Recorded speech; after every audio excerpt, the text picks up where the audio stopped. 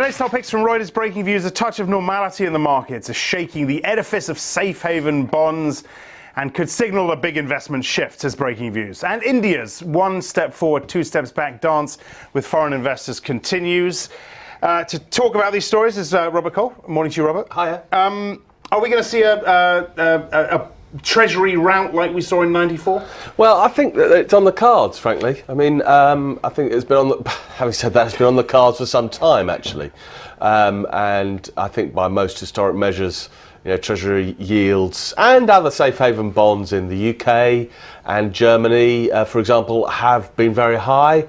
Last week, end of last week, we saw that the yields, the yields have been very low. Sure. The prices have been very high. Last week, we saw the yields spike up a bit.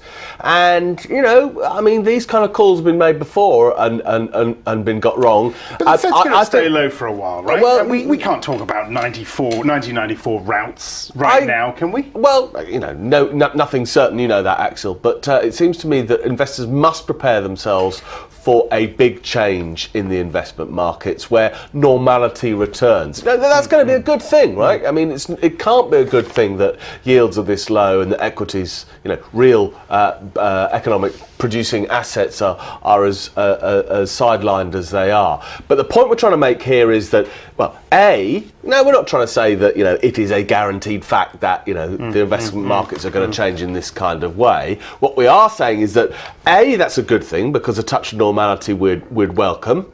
But B, the ramifications of the shift are a they are a significant danger in themselves, not least a change perhaps in the value of the dollar, and that could have ramifications across. So, broadly speaking, change probably coming, we think. Broadly speaking, that's a good thing, but investors should prepare themselves for some tremors from aftershocks. I think I'll leave it at that on that question, on that topic. Let's jump a completely different topic now. This is the Indian budget. Yeah. And these retrospective changes that are being threatened. And that's what your columnist, Jeff Gleekin, is saying is poor here. Yeah, the fact these are retrospective. Is there precedent for something like this? Well, governments always... It's remarkable, something like that. Well, absolutely. And let's be sure to say that this isn't a definite plan. It is a proposal. But... it was a long-running case, which seemed to be, from most people's perspectives, an open and shut case that Vodafone did not have to pay this tax. I think it was a capital gain that regarding its a deal with Hutchison Whampoa, because the deal was struck outside India. Now, actually, the assets were in India, so there is a moral case that perhaps it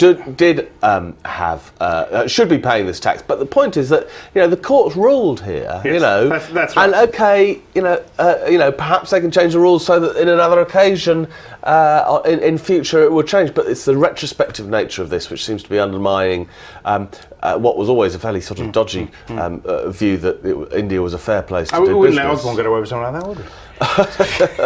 No, he's far cleverer. He taxes us in much stealthier kinds of ways. Wednesday, won't we?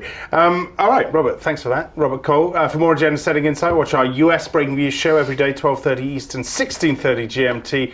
I'm Axel Threlfall. This is Reuters.